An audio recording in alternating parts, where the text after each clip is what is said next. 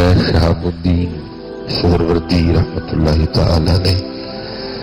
آپ اپنے وقت کے بہت بڑے صوفی بزرگ ہیں، اور آپ حضرت خواجہ بہاؤالدین زکریا ملتانی رحمۃ اللہ تعالی علیہ کے پیر و مرشد بھی ہیں۔ قربان جاؤں جی اس دور پہ جب پیر بھی سونے تھے اور مرید بھی سونے تھے، تو اب تو بس پیر تو اب بھی ہیں، مرید نہیں ملتے۔ مریدی کیا ہے ہماری جانے بنا، تو بڑا خوبصورت، دونوں ہی بڑے خوبصورت نام ہیں، پیر بھی اور مرید بھی ہے۔ شیخ شہاب الدین سہروردی رحمۃ اللہ تعالی علیہ فرماتے ہیں جب اللہ کسی سے دوستی کا ارادہ رکھتا ہے نا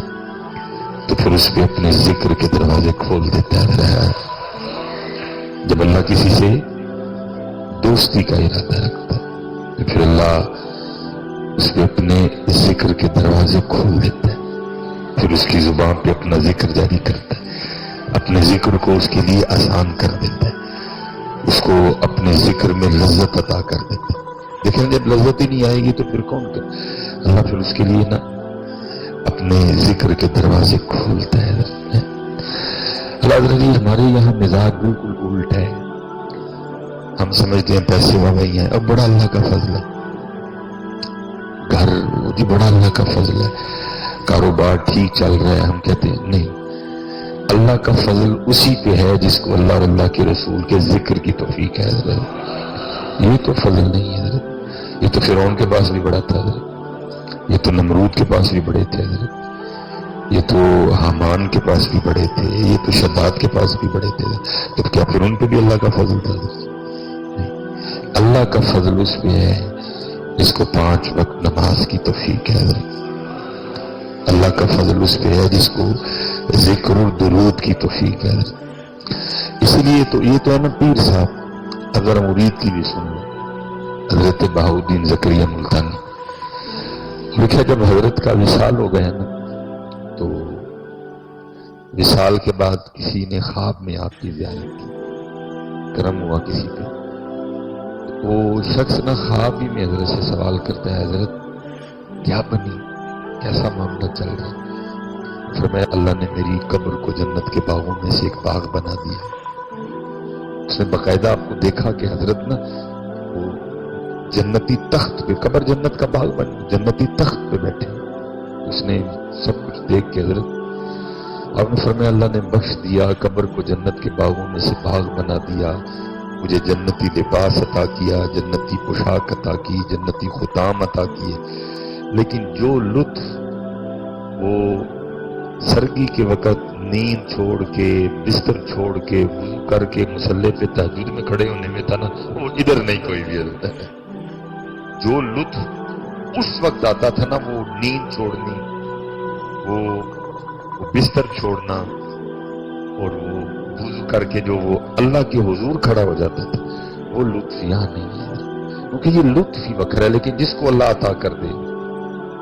اسی لیے تو یہ تو مرید ہے نا، وہ کہہ رہے ہیں نہیں لطف، جو لطف اس میں تھا اس میں وہ لطف نہیں، اسی لیے تو پھر پیر کیا فرماتے اللہ جس سے دوستی کا ارادہ رکھتا ہے تو پھر اس کی ابتدا کس سے کرتا ہے، اس کے لیے اپنے ذکر کے دروازے کھول دیتا ہے۔ یہ ابتدا ہوتی ہے، اس کے لیے اپنے ذکر کے دروازے کھولتا ہے، یہ دوستی کی ابتدا ہے۔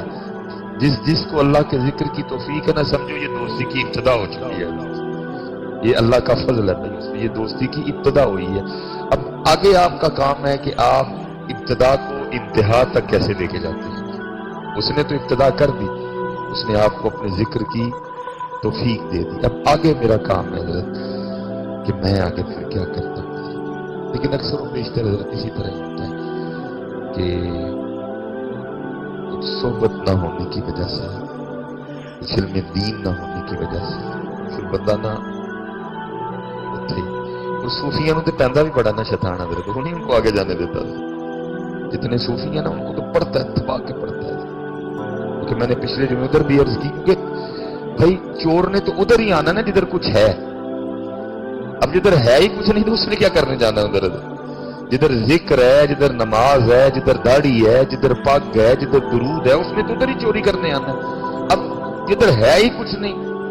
نہ نماز ہے، نہ ذکر ہے، نہ روزہ ہے، نہ فکر ہے، نہ تقوی ہے، نہ حلال ہے، اس میں ادھر کیا کرنے جانا ہے؟ وہ تو ادھر ہی آئے گا کہ جیسے احباب اکثر و بیشتر علماء سے پوچھتے ہیں، ہمیں بھی لوگ پوچھتے ہیں جی نماز میں خیال بڑا آتا ہے، تو بھائی وہ تو آنے ہی آنے ہیں، وہ کب آپ کو اللہ سے لو لگانے دے گا؟ اس نے تو پوری کوشش کرنی ہے کہ آپ کی ساری نماز ہی خیالوں کی نظر ہو جائے۔ یہ لکھا ہے، روایت کا مفہوم ہے کہ کچھ یہودی نبی پاک علیہ السلام کی بارگاہ میں آئے اور آ کے کہنے لگے جی ہمارا دین سچا ہے، مفہوم ہے، منون نہیں ہے، آپ کا نہیں سچا۔ آپ نے فرمایا کیسے؟ جی ہم جب عبادت کرتے ہیں تو ہمیں تو کوئی وسوسے نہیں آتے، اور آپ کے جو اصحاب ہیں وہ اکثر و بیشتر آ کے وہ وسوسوں کے حوالے سے آپ کو پوچھتے ہیں۔ تو آپ نے فرمایا یہ تو ہمارے دین کے سچے ہونے کی دلیل ہے۔ اور وہ کیسے؟ آپ نے فرمایا دو مکان ہو، ایک مکان میں ہے ہی کچھ نہیں، اور ایک مکان ہے وہ ایمان کی دولت سے مالا مال ہے، اس مکان میں ذکر کی دولت ہے، اس مکان میں تقوی کی دولت ہے، اس مکان میں 5 وقت با جماعت نماز کی دولت ہے۔ جی تو بتا کہ چور کس گھر میں جائے گا؟ خالی گھر میں جائے گا یا مال والے گھر میں جائے گا؟ وہ آگے سے کہنے لگے جی ظاہر ہے جس گھر میں مال ہے چور تو ادھر ہی جائے گا۔ تو آپ نے فرمایا ادھر بھی اسی طرح ہے، تم سے تو وہ بری ہے، تمہارے پاس تو ہے ہی کچھ نہیں، نہ تمہارے پاس ایمان ہے، نہ تمہارے پاس خدا ہے، نہ تمہارے پاس تقوی ہے، یہ سارا کچھ تو میرے اصحاب کے پاس ہے، اس لیے وہ ادھر آ کے زور لگاتا ہے۔ اس نے پورا زور مارنا ہے، زور مارتا ہے ادھر، کیونکہ صحبت نہیں، باقی ہر چیز کے لیے ہم استاد ڈھونڈتے ہیں، انگلش سیکھنی ہو تو استاد، ڈرائیونگ سیکھنی ہو تو استاد، فزکس سیکھنی ہو تو استاد، میتھ سیکھنی ہو تو استاد، اتنے نہیں استاد چاہیے، یہ تو سب سے اوکھا سبجیکٹ ہے حضرت، اتنے تو استاد بھی چاہیے اور استاد بھی پورا اور پکا چاہیے حضرت۔